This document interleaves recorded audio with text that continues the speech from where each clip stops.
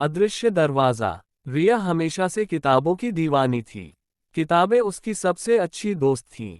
School की पुरानी library उसका पसंदीदा कोना था, जहां वो अक्सर घंटों तक बैठकर पढ़ा करती।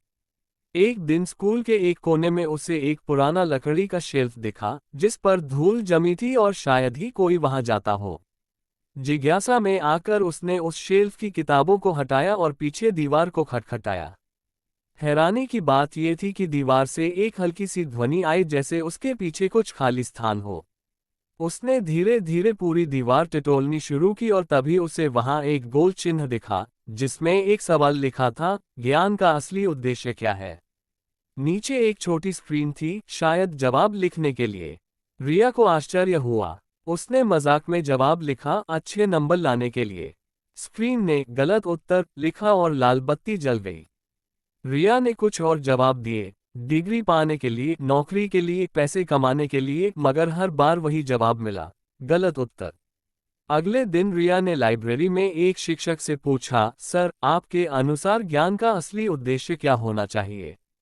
शिक्षक ने मुस्कुराते हुए कहा, ज्ञान वही काम का है जो किसी और के जीवन को बेहतर बना सके। रिया को जैसे ही यह वाक्य सुनाई दिया, उसे लगा जैसे पहेली हल हो गई हो। वो भागती हुई फिर से उस दीवार के पास गई और स्क्रीन पर लिखा, ज्ञान वो है जो हमें दूसरों की मदद करने के काबिल बनाए। स्क्रीन हरी हो गई और दीवार अपने आप खिसक गई। उसके पीछे एक छोटा सा कमरा था, जिसमें पुरानी लकड़ी की मेजें, कुर्सियां और एक किताबों से भरी अलमारी थी। मगर ये कोई आम किताबें नहीं थीं। हर किताब के ऊपर सुनहरे अक्षरों में नाम लिखा था, जैसे दया का पाठ, सहयोग की शक्ति, ईमानदारी की जीत। रिया ने जब उनमें से एक किताब खोली, तो वो एक चमकते प्रकाश में बदल गई और उसके सामने एक होलोग्राम वीडियो शुरू हो गया, जिसमें दिखाया गया कि कैसे एक बच्चा अपने छोटे से ज्ञान से गांव में पानी की समस्या सुलझा देता है।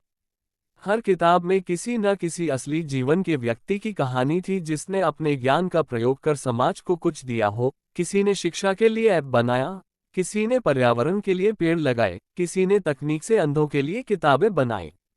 रिया उस गुप्त कमरे की नियमित आगंतुक बन गई। हर हफ्ते वो एक नई किताब पढ़ती, एक नई सीख लेती और उसे अपने जीवन में अपनाने की कोशिश करती। धीरे धीरे उसने स्कूल में एक ज्ञान क्लब शुरू किया, जहां बच्चे अपने पढ़े हुए ज्ञान को असल जिंदगी में कैसे इस्तेमाल कर सकते हैं, इस पर चर्चा करते। प्रिंसिपल ने भी इस पहल की सराहना की और लाइब्रेरी के उस छुपे हुए कोने को अब सबके लिए खोल दिया गया, मगर केवल उन्हीं बच्चों के लिए जो उस सवाल का सही उत्तर दे सकें। कहानी के अंत में रिया ने अपनी डायरी में लिखा, पहले मैं किताबें सिर्फ अच्छे नंबरों के लिए पढ़ती थी, अब मैं उन्हें इसलिए पढ़ती हूँ ताकि मैं किसी की जिंदगी में रोशनी ला सकूं। शायद यही असली ज्ञान है। सीख। ज्ञान का मूल्य केवल किताबी नहीं, वह तब सार्थक होता है जब उसका उपयोग किसी और की भलाई के लिए किया जाए।